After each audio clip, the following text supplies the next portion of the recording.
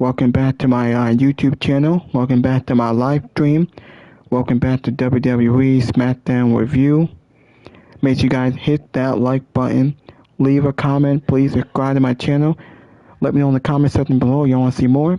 Thank you for watching. Thank you for all the support. Enjoy this video.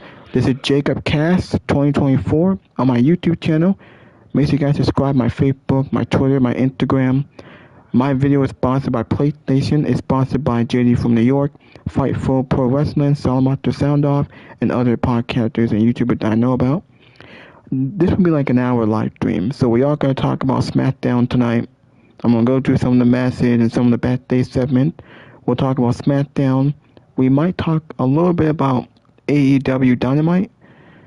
And I will talk about World Collide because I know that the show AAA World Collide in Las Vegas is actually on right now. It came on after Smackdown. It's for free. It's live on YouTube. So it's going on right now. We will talk about that. Go to the highlights of that. But yeah, I just want to say thank you for watching. Thank you for all the support. I'm still gonna make videos. I'll still do live streams on WWE. I did get the new NBA 2K26 mic, the 26 game, the NBA 2K26 game for the PS5. So I will play that. I will make videos. I'll do let's plays on that. I'll show you all my career and show you how that's gonna be. I'll still do live streams. Not sure if I'll play 2K17. I think I will, and I think I'll stop playing it for a while. Just 'cause I want to focus on the new game. But alright, now we got that out of the way. Now let's go back to WWE Smackdown. Now, I'm only gonna talk about wrestling. Smackdown was kind of boring. I think the only big thing on this show was the fact that we got Brock Lesnar was on Smackdown. He was advertised for it. He had a weird random 7 with R-Truth, don't know why. And then Cody Rhodes came back at the end of the show, and they announced Drew McIntyre, kind of a lazy way. Now, we are going to get to that, and I don't know what the hell they're doing. I mean, the show opened up with Brock Lesnar. He comes out, he gets interrupted by R-Truth, and R-Truth saying he's John Cena's brother, he's Ron Cena. You know, some people thought it was funny. I didn't. I thought it was a waste of time. I thought it was just a waste of time. And, you know, Brock Lesnar blasts R-Truth with an F5, and that's how the 7 ended. There's no explanation of why Brock attacked John Cena last week, or why he even attacked him at SummerSlam. There's no explanation, no storyline, it's just a match for WrestlePalooza, because they want, you know, John Cena last year, his retirement year. They want him to have the big match with someone big, and Brock Lesnar, they have history. They had a very good vignette about the career between Brock and Cena and their rivalry. It might be the main event, or it might open the show. Yeah, so that was the opener of Smackdown. Sami Zayn defends his U.S. title, another open challenge against Rey Fénix. I believe Sami Zayn got the victory here. So at least he's doing open challenges. He had one last week with John Cena, pretty good. Here he beat Rey Fénix, very good. But he had no one to feud with, unless they go after Solo Sikoa, which I hope not. I think Sami Zayn is too good for the U.S. title. I think he should get into that world title picture, but we'll have to wait and see. Yeah, so Sami Zayn and Rey Fénix was a very good match. Rey Fénix hasn't been used that much. He's not really doing anything on SmackDown, but he's putting on a good match with Sami Zayn for the U.S. title.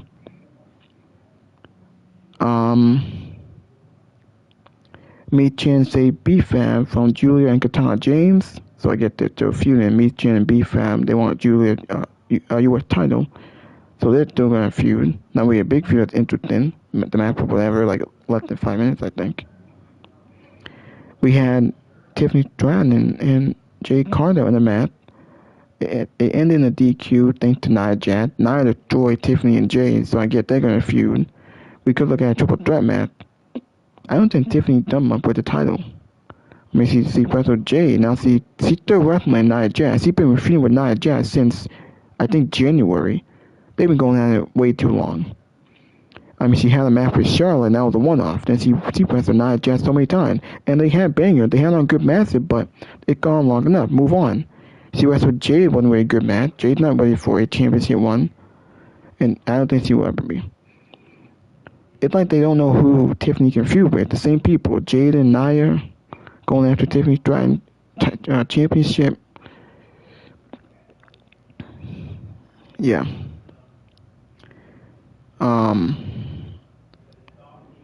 That it, or Cody Rhodes returned to challenge Drew McIntyre to a match at WrestlePalooza. Drew McIntyre had a match with Randy Orton. I think it ended in a DQ. I think Drew McIntyre won. He actually won clean. And then he went after to beat up Randy Orton. He was going to do what he did to Cody Rhodes last month. Then Cody come back, said, the champ is back, and I'll see you at WrestlePalooza. Kind of lazy. That's just lazy when you think about it. Why are you announcing the match now?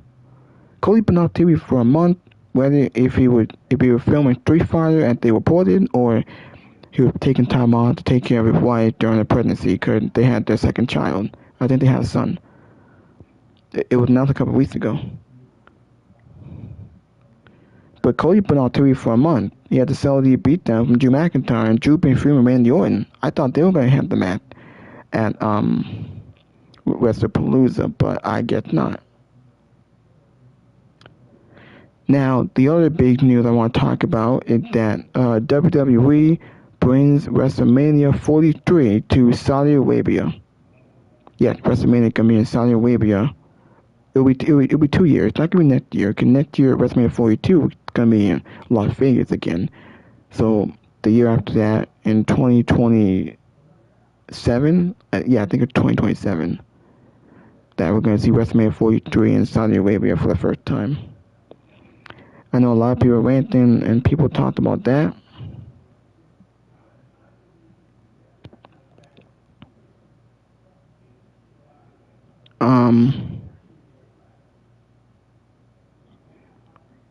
Hold on.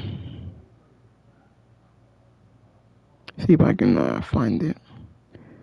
Now we got No DQ here, another podcast that I want to show y'all. Hold on.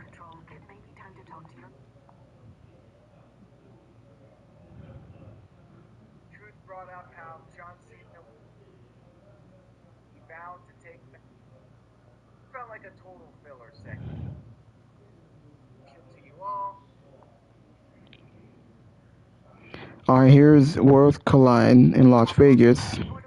It came on after Smackdown. Been like 45 minutes now. Hope I didn't miss anything. I probably missed something. I probably should wait till the main event. I want to see Dominic and Vikingo for the AAA Mega Championship.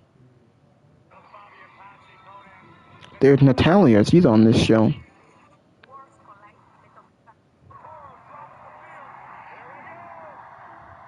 There's a battle royal or something? Or there's a tag team? Some of these wrestlers I don't even know. I see JBL up there. Shawn Michaels up there. Triple H there too. Man, World Collide, at least these are for free.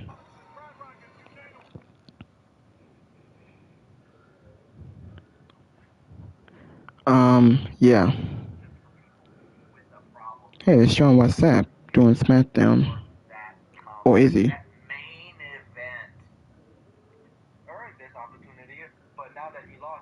Oh. But it's not like a rule like it used to be. I'm a and say blood money. We've already been taking their blood money. We've already crossed that. It's too late to go back now. We can't all of a sudden grow a conscience. It's just Alex. Stop taking their money. We're already in a contract with them. We've been taking their martial arts events. There's all kinds of WWE Women's Championship. Tonight, we got to talk about a few things. We got to talk about the return of the WWE Champion, Cody Rhodes. We have not seen Cody in many weeks since McIntyre gave him a Claymore kick in the bottom part of the announce table. Apparently that killed him dead. I think the only funny part about SmackDown was that, Brock Lesnar, he split his pants after he F5'd R-Truth. That was funny. I didn't think he would. That was the only funny part. Brock Lesnar split his pants whipped, and showed his legs. That was the only funny part about the whole segment. We haven't seen Cody since, so there he was tonight, Guile, in all his presence, back on... Alright, now, I'm gonna show y'all the other podcasters. Gonna let them in the super chat.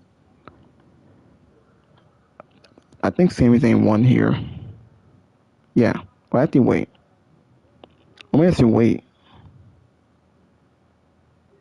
Smackdown, and the match has been made for WrestlePalooza next weekend. It will be Cody Rhodes defending the WWE Championship against Drew McIntyre. That was coming off the Randy Orton-Drew McIntyre main event that we had here on this show, which was solid enough.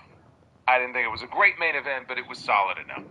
We had 2 championship matches on this show. We had one match that was anything but solid. We had one championship match that was tremendous between Sami Zayn and Rey Fenix in the U.S. title open challenge. This is a match that you should go out of your way to see. If there's one thing from SmackDown tonight that I would say you need to go out of your way to watch, that would be it.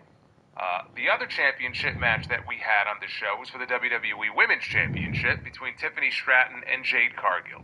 And while I cannot heap the same amount of praise on that match, it was not a bad match. Actually, I thought it was slightly better than the match they had at SummerSlam, which was not a bad match either. But we had no resolution to their issue. We had no winner decided, but Nia Jax was the last woman standing when it was all said and done. So we are heading towards a triple threat match very soon for the Women's Championship, a very, very weak top of the division right now. I don't know what's going on with the top of the SmackDown Women's division, the championship, the main title. Very, very weak, especially when you compare to what's going on the Raw side right now. They really need Bianca Belair back as quickly as possible, and even getting Bianca back, there's work to be done. Yeah, because you have Charlotte and Alexa, they're off doing the tag team thing. And Bianca's been out for months, ever since WrestleMania. It really shows that we are now back to Tiffany Stratton and Nia Jax again. Yeah. With a little bit of Jade Cargill thrown in there. So that part of it is not great. Brock Lesnar was also promoted for this show tonight. Not John Cena. John Cena is done with SmackDown. You are never going to see him on SmackDown for the rest of this retirement run. We'll see him on Raw this coming Monday. But we had Brock Lesnar on the show tonight. Now, if you have Brock Lesnar on the show but no John Cena, it stands to reason that if Brock is going to do anything, he's not going to be attacking random people. You would hope that, we've got Brock Lesnar coming out and talking about why he's been going around kicking this guy's ass. Maybe we'll get some sort of explanation for why. Why now?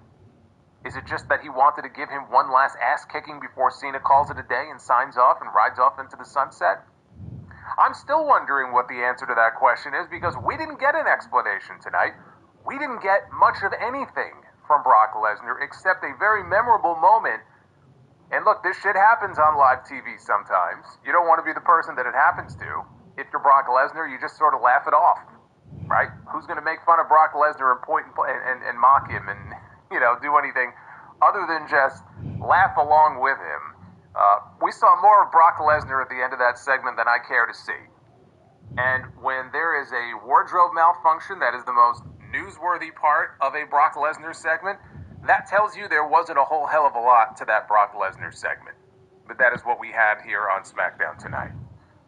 Now, for all of the goings-on and happenings here on SmackDown tonight, the big news of the day, and I'm not going to dwell on this because I'm going to save this for the sound-off on Sunday, but the big news of the day, and they promoted it here on the show tonight, the big announcement that Triple H was teasing the other day. Triple H was dropping these hints on Twitter about changing the game, some sort of game-changing announcement that there was going to be today.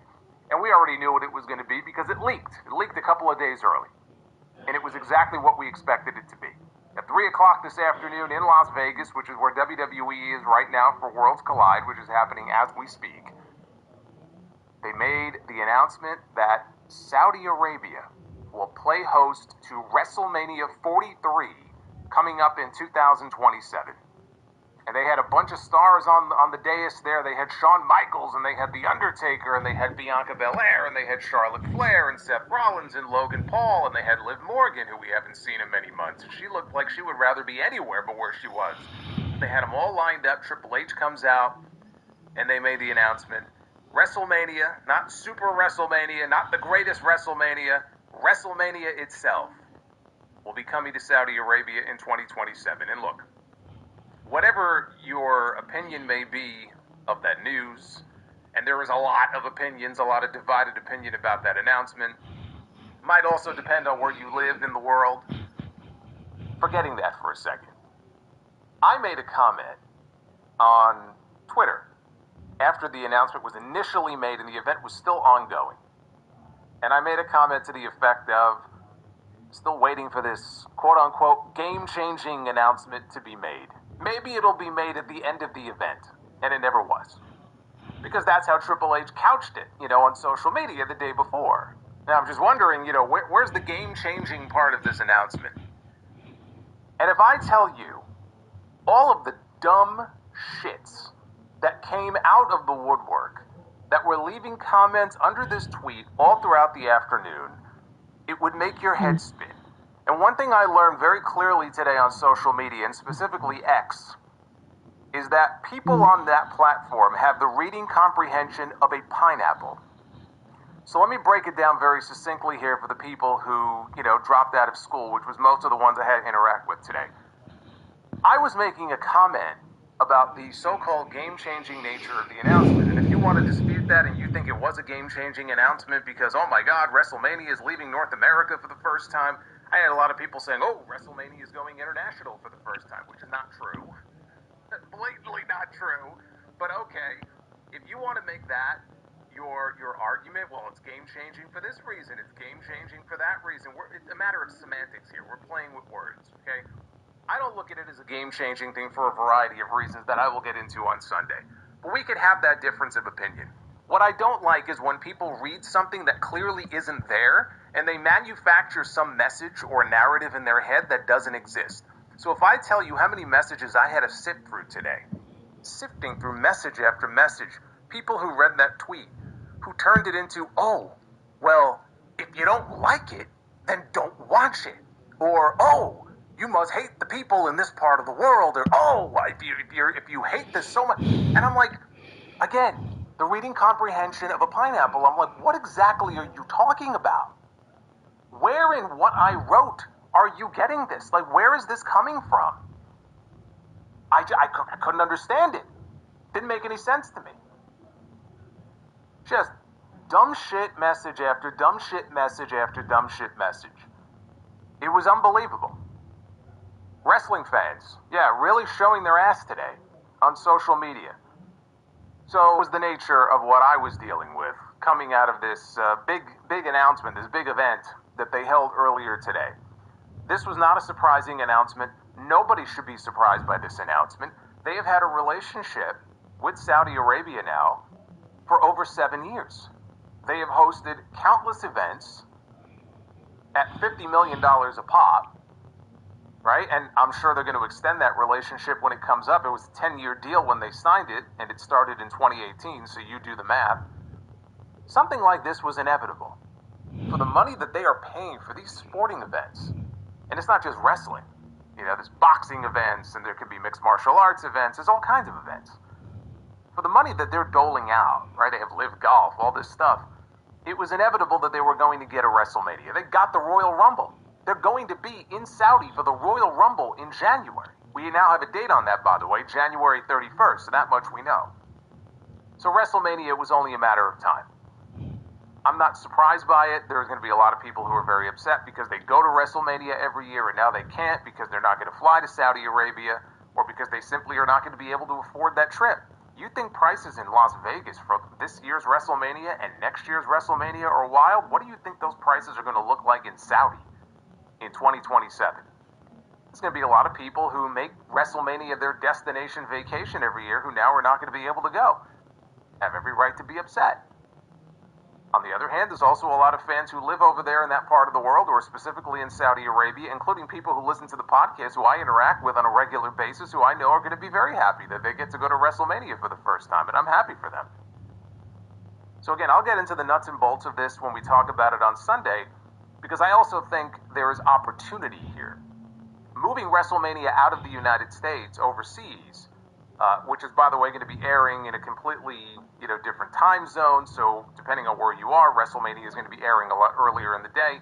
It presents opportunity for others, which I will get into.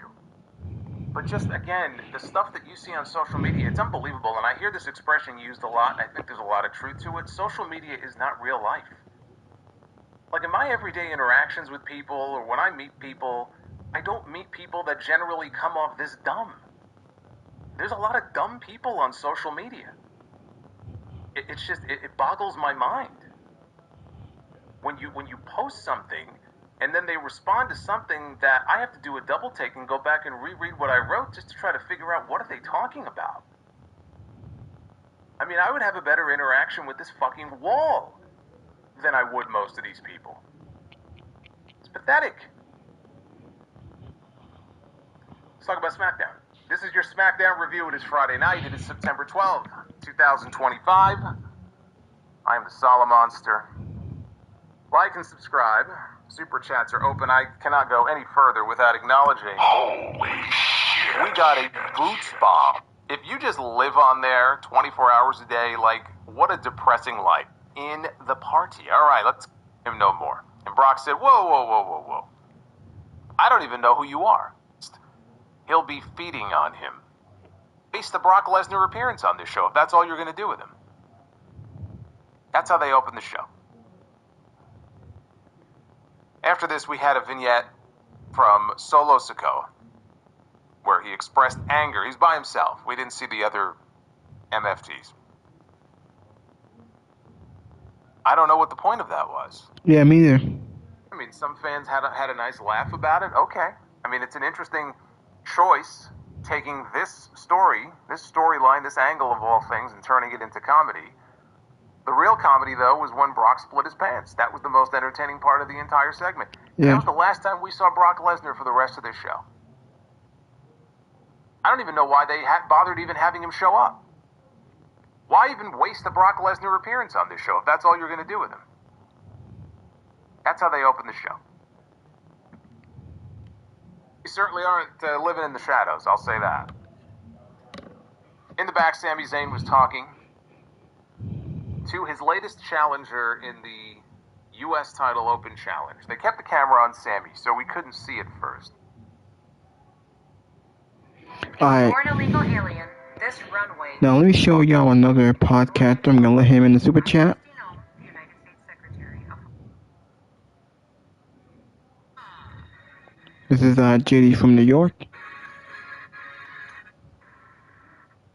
Super chat from my guy.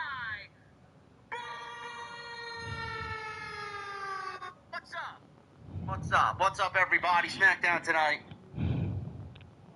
Sorry, man, I hit the wrong sound effect. I thought I was going for the crowd cheering. Apparently, I got the AEW sicko slob instead. Smackdown tonight. Norfolk, Virginia. Very good crowd tonight, man. I got to give it up for the fine people of Virginia tonight. Really energetic crowd for Friday Night Smackdown. Smackdown largely has been one of the worst shows of the entire year. I think everybody who watches this on a weekly basis has come to understand that. I think even at this point, WWE understands that. With the lack of effort that they put into SmackDown, they can't be bothered to care about their own B show. Tonight was a show. Tonight was okay. It wasn't a great SmackDown. It wasn't a bad SmackDown. It was an okay SmackDown. It wasn't the worst thing that we've seen. We've obviously seen a lot worse. The flow of the show was really good. Little bit too much commercial in the Sami Zayn and Rey Fenix match, but the flow of the show was really nice tonight. The 2 hours actually flew by on USA Network. You know, I don't like repeating myself, man. Maybe I'm asking for too much. I don't know. I look at things. See, I look at things through a different set of eyes, man. I do. I always would like to know what I'm watching. I don't like to sit there as the viewer, coming up and conjuring up ideas as to why something is happening, why something went this way, why something went that way, why something went sideways, up, down, left, right. As the viewer, I like to know that the people writing and producing the show are taking care of the people who are investing their time watching their product.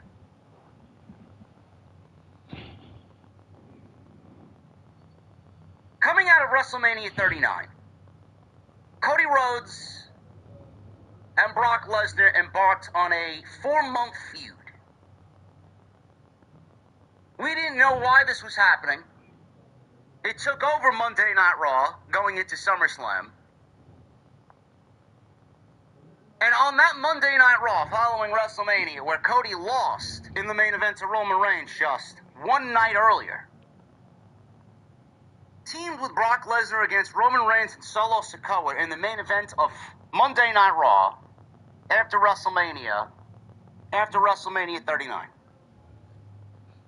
Lesnar then F5'd Cody Rhodes and left him an absolute disaster in the middle of the ring. Beat the shit out of him. Nobody knew why. We were all like, well, why did Lesnar do that? Why did Lesnar just go savage all over Cody Rhodes? There's got to be a reason. 1 week turns into 2 weeks, turns into 4 weeks, turns into 8 weeks. Before you know it, the feud was over. Ladies and gentlemen, we never got one instance where WWE decided to give us a reason to have Brock Lesnar go out there and explain himself as to why he attacked Cody Rhodes. It was merely because WWE used Brock Lesnar to get Cody Rhodes on the right side of being a good guy and a valiant hero, coming out of a devastating loss to Roman Reigns, where he did not finish his story. I went on social media asking every week, where's the explanation? Why is this happening? I'd love to know why this is happening on my TV screens. This is WWE's job to fill in the gaps and tell the story. You had WWE apologists and WWE elitists, all of the Reddit virgins, the slobs on Reddit, coming out of their caves, exclaiming to me, Brock Lesnar doesn't need an explanation to do whatever he wants to do. He's Lesnar. He does what he wants. It's fantastic, man. That's riveting storytelling right there. Lesnar does what he wants. Got it. Sure, that's going to win an Academy Award at the end of the year. No, it doesn't work that way. I am the viewer. You are the viewer. WWE are the storytellers. If they are not writing stories and not telling you why their stories are actually taking place on their television show, they have failed at their job. I don't want to hear, oh, it's Brock Lesnar. Is Brock Lesnar immune to telling stories? I'm sorry. Bigfoot has a fucking story. Why can't Brock Lesnar get one? Brock Lesnar showed up tonight. This is the second week in a row. I know, it's crazy. Lesnar on TV in 2025, he made 2 appearances. Unbelievable. Lesnar showed up. He already attacked John Cena following SummerSlam. He attacked John Cena last week after his United States Championship match against Sami Zayn.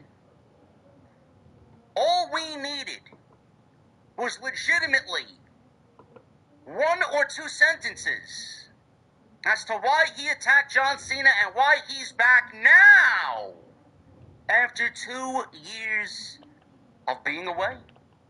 The last time we saw him was at the end of SummerSlam. What year was that? 2 years ago. 2 years ago. 2023. Do you think that WWE gave us an explanation as to why John Cena was attacked by Brock Lesnar? Folks, if the answer from you is no, you win a Starbucks gift card for $25. It's basically what this storyline is worth.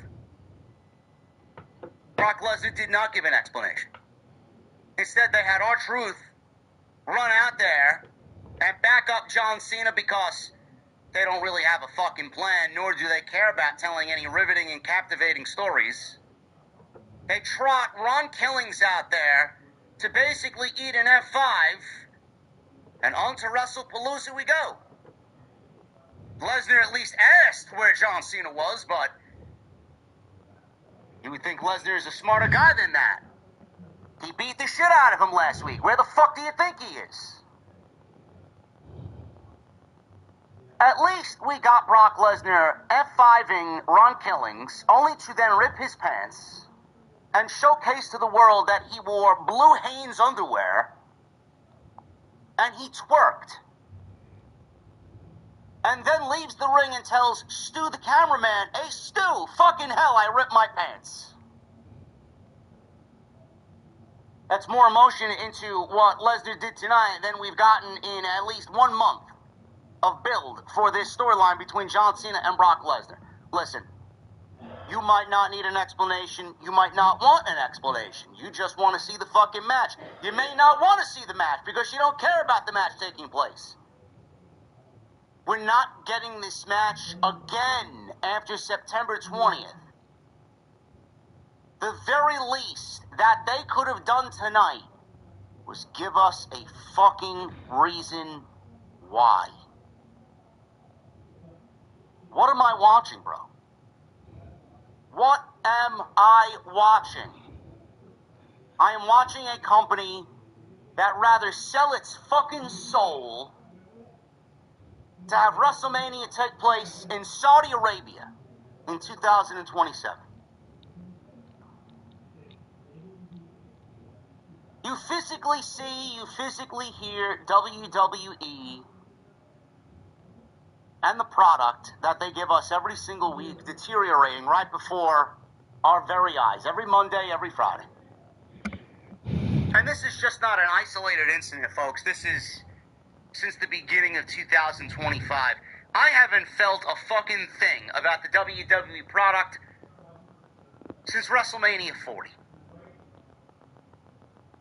I don't really know what...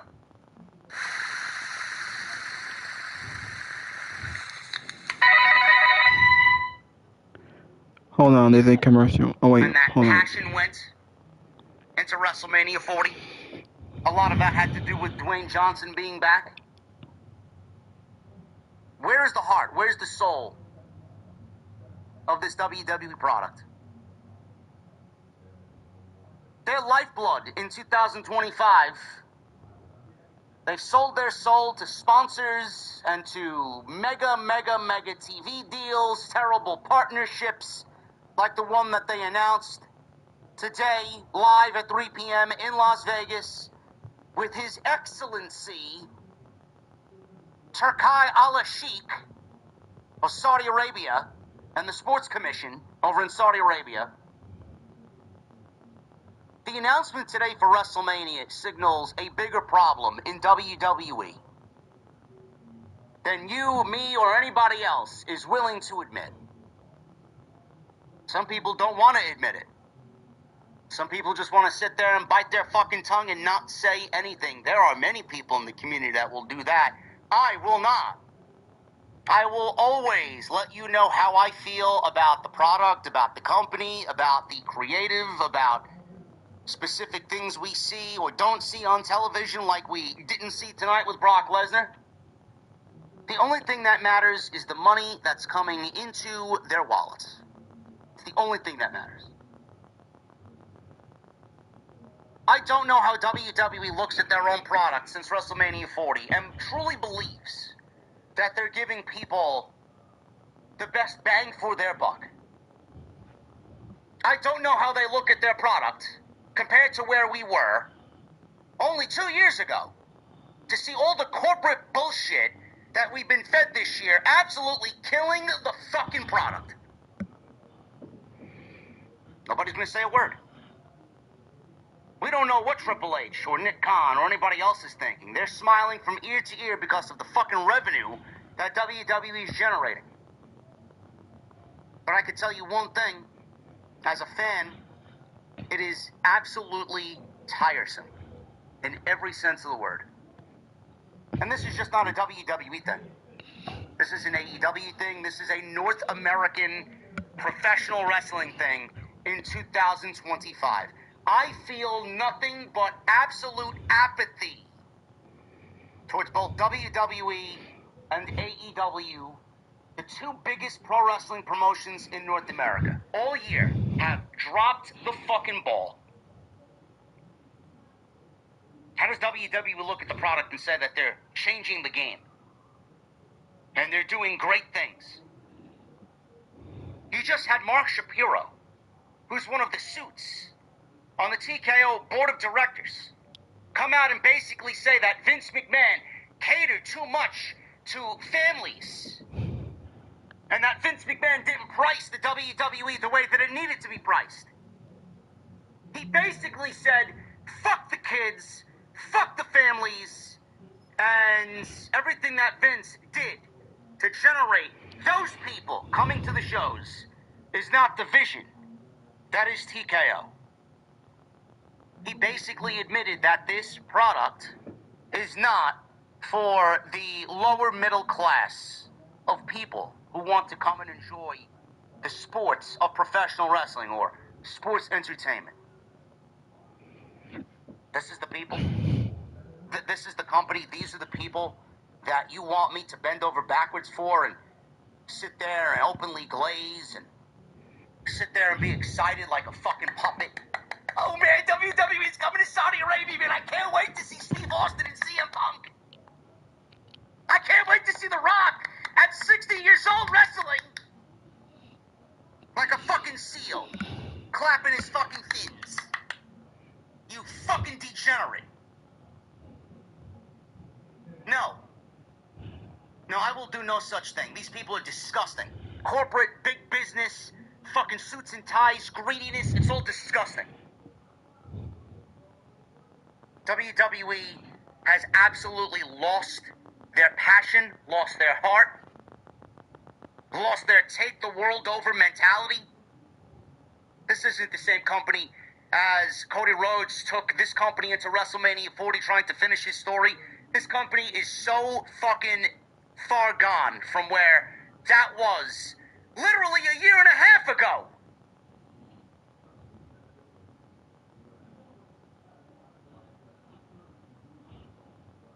It is so disappointing. And the fucked up thing is, that disappointment runs deep. Because where Triple H let us down, where TKO let us down, they got everybody wishing Vince McMahon was back and that TKO ruined WWE. Believe that? Never thought we'd see the day where people are fucking begging for Vince McMahon to come back. I'm not one of those people. I just think TKO is fucking absolutely dirty, disgusting corporate greed. And one of the most disappointing things about it, and yes, I will make this into an AEW thing because they're just as disappointing as WWE is right now. Tony Khan realistically could have been the man that saved professional wrestling here in the United States. Tony Khan could have been the man we so desperately needed. Not once, but now twice. It was easy to battle Vince McMahon. Anybody was willing to take Tony Khan over Vince McMahon. Look at the product that Vince McMahon was putting out. How could you root against Tony Khan when Vince McMahon was putting out a product that was as soulless as we see now? Tony had two opportunities, and he did not win either one of them. He had an opportunity to be the guy that we needed against Vince McMahon, failed. And he absolutely, at the start of this year, had the opportunity to be the man to save whatever is left of North American pro wrestling while TKO is greedy corporate bullshit and that WWE is in bed with all these different fucking sponsors and money and Saudi Arabia and all these terrible partnerships, Tony Khan had an opportunity to be the guy that we needed again against Triple H. And he's failed. 2 times he's now failed. He's failed to deliver a product that we not only needed, but a product that is wanted by pro wrestling fans across the United States. Instead, Tony would rather switch dates for Ring of Honor Death Before Dishonor so he could simply attend MJF's wedding on Long Island. He'd rather book $500,000 matches, all-star tag team matches every fucking week like he's booking a fucking E-Fed. He'd rather turn AEW into a fucking vanity project to fucking get his dick hard every single week over a great graps and fantasy book Dynamite into a fucking oblivion with no fucking story. He'd rather put as little effort into AEW television than what it really takes to become a successful television show.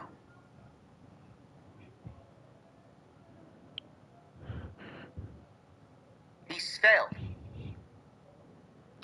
And in the light of WWE making decisions that are not fan-friendly, that have obviously went against what the fans want, what the fans need, Tony Khan could have been that guy.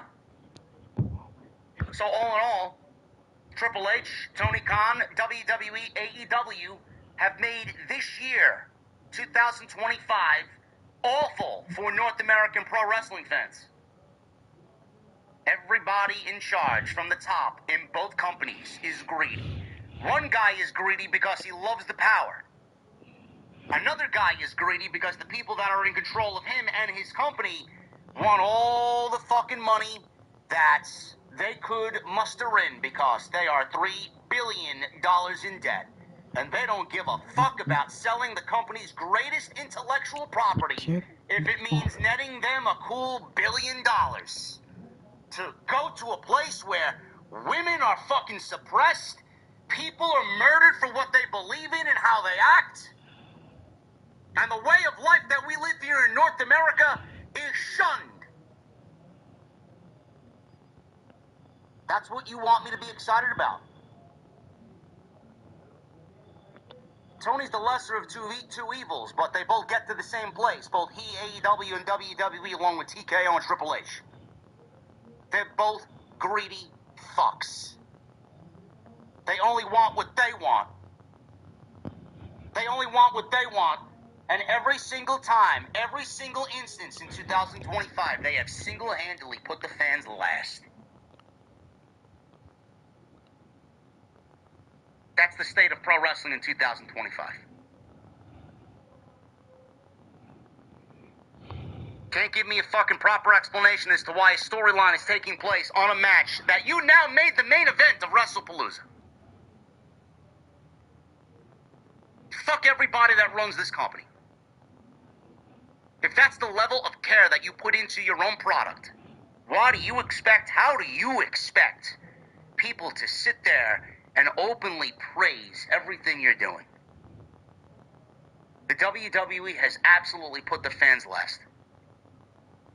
That announcement with WrestleMania today was the straw that realistically broke the camel's back. They not only shit on their own fan base, they shit on the entire industry to take a cool $500 million payday to bring WrestleMania over there for 2 nights. I thought that they would announce one night over there and one night over here. Nope, they're getting a full-blown WrestleMania.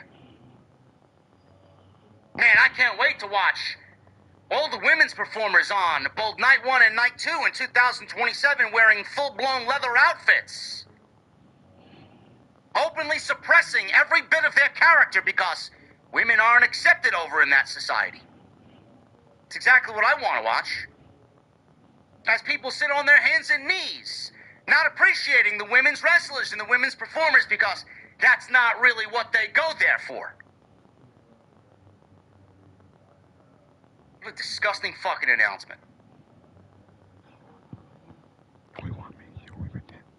We'll talk Brock Lesnar, R-Truth, John Cena, Randy Orton, and Drew McIntyre. Cody Rhodes is back. Jade Cargill and Tiffany Stratton had a better match than they had at SummerSlam. Tonight, the women's division still sucks, but at least tonight, they gave you a very, very good performance. And Sami Zayn's U.S. Open Challenge, if things are going the way that they did tonight, we may actually have something better than the John Cena United States Open Challenge. Thank you guys for joining me here on this Friday night. Appreciate you very much. Super chats are open. Yes, because I'm a YouTube premium.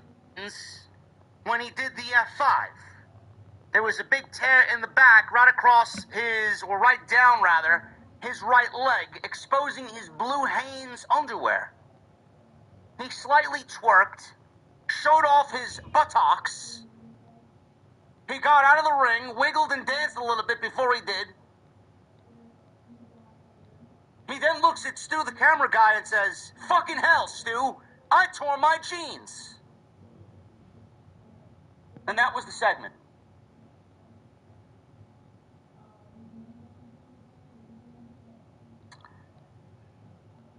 We flew Brock Lesnar to Norfolk, Virginia to get into a back and forth with R-Truth, asking who R-Truth is, why he's out there, and is John Cena really your brother? I don't know who booked this segment, produced this segment, wrote this segment, but this was fucking awful. I agree. That was shit. This was legitimately fucking awful. It was awful. I laughed at no point during this segment. I actually was more aggravated than anything because I came for one thing and one thing only, and that was a fucking explanation. And we did not get it. Yeah, a waste of time. You'll get the fake reactors. Oh, man, that's so funny. That's so funny, man. Laughing at stuff that's not funny. Yeah. Nothing about this is funny. We came for an explanation. We didn't get it.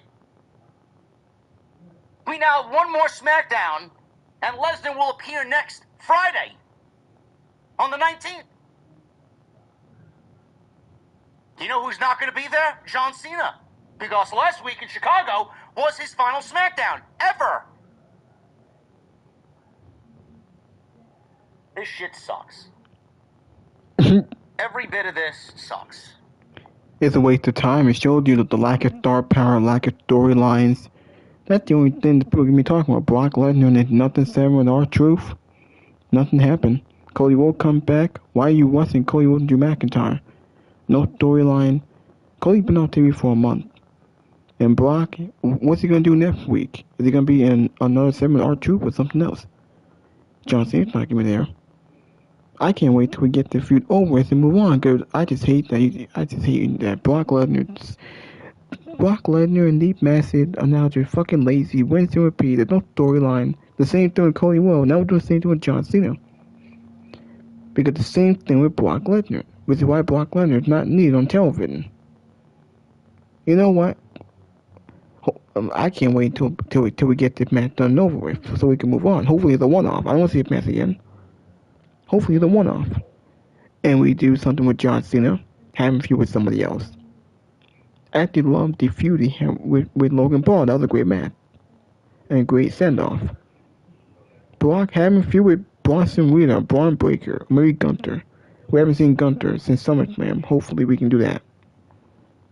R-Truth is back to being everything that he didn't want to be. All because John Cena now has turned babyface. Now that gives R-Truth the green light to go be idiotic, unfunny R-Truth all over again. Hey, they pinned on baby. There we go. Bro, I'm not here for funny. I'm not here for fun and games. I'm not here for jokes and fucking wisecracks and D-level comedy. Yeah.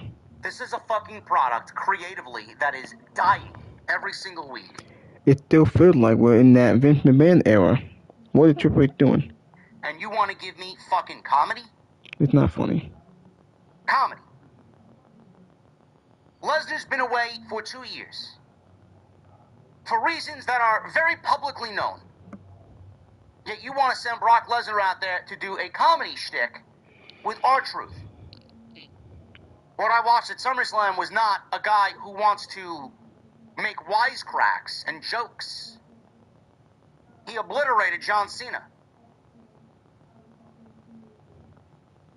Lesnar last week didn't look like he was there for fun and games, but this week he's here for fun and games and laughing and twerking and fucking jiggling his ass. Even when this company needs to be serious, they act everything as if it's a joke. This was as low of a television segment that WWE could have done for this match between Cena and Lesnar. Or in You know, this is the most lamest, most shit feud. I actually like their old feud a lot better. I actually like the one they had back in 2003. I think it was 2003 or what 2002. No, I think it was 2003.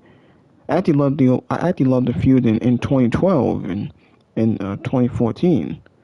I prefer those a lot better based on the promo work and based on the brawl that they had.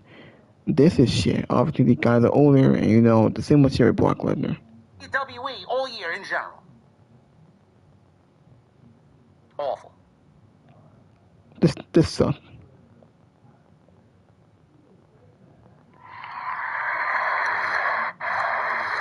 25. You guys don't care. You just want a fucking random free-for-all. Get any pizza with any toppings for just $9.99 online. Well, I might as well show y'all the pay-per-view or the show will collide. I think it's 2 hours.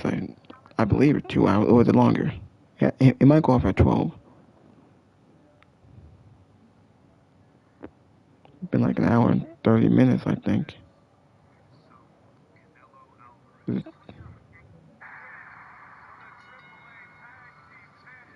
Mostly person I don't really know.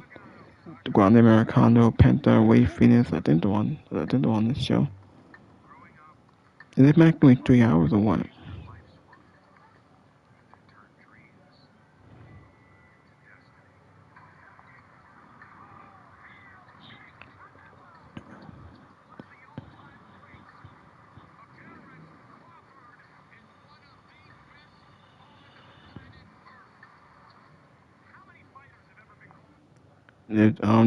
Denise Salcedo. Yet the Watson will collide.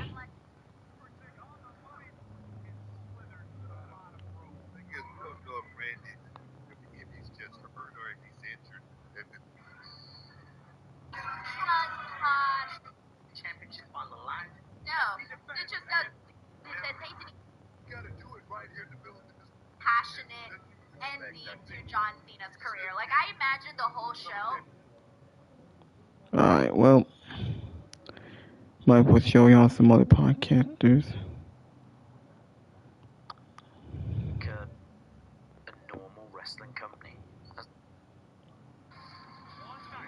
In their comment, there's Wrestling Dads A and B Convo. The Mr. Zanti's app.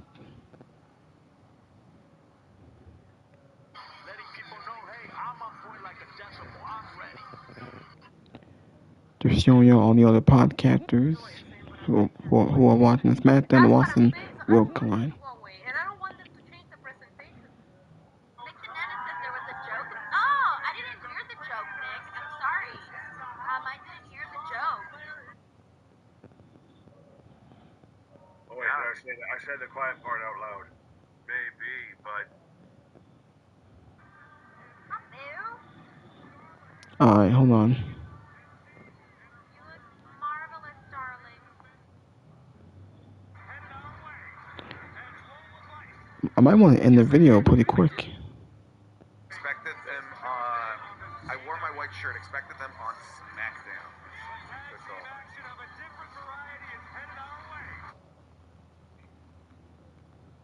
back kick, but he rolled to the floor. Orton came back. He delivered an RKO after McIntyre tossed him back into the ring. Down to the ring, sprints down to the ring. You know, I have to say, how very nice of him to wait in the back very patiently all night, all match, until we had 90 seconds left in this show to finally make his grand return. Just sitting in the gorilla position the entire time, having a snack, watching the show. Finally, he comes out. He sprints into the ring. He's a very patient man. He sprints into the ring. He attacks McIntyre. He drops him with a Cody cutter. Cody then took the mic, said the champ is back, and he would see McIntyre at WrestlePalooza. He really emphasized the Palooza part. WrestlePalooza. So that match is now official. It'll be Cody Rhodes defending the WWE Championship on that show against Drew McIntyre. We got a good 15 minutes or so here of working the knee. We got 15 minutes of working the body part, and for all of those 15 minutes of working the knee, it did not even play a role in the finish of this match. I don't know what the point of that was. I really don't. I don't. It's not even like when Orton went for the punt kick, he kind of tripped because the knee gave out on him. Nope. 15 minutes of working on the knee, and it didn't even factor into anything in the end. There was nothing, and look, there's nothing wrong with working a body part in the match. I mean, Orton has certainly made a career at it, that type of ring psychology, and there's nothing inherently wrong with that, but I just thought here it made for a very dull match. You know, you do the methodical type match, and sometimes it works, and sometimes it doesn't. You know, for a big match like this,